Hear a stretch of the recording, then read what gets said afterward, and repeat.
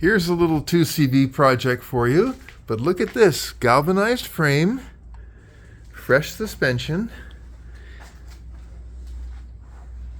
new suspension cylinders, and it's the 435cc engine, all there, and it does run. And you're saying, where's the body? Well, let's take a look over here, because there is the front end, firewall, and there's the rest of it over here, all ready to go together. Anybody want a nice little bit of a challenge and have a nice 1960, mid-60s 2CV? This is the way to do it. It's right here.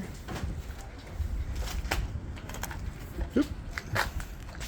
There you go. Ta-da!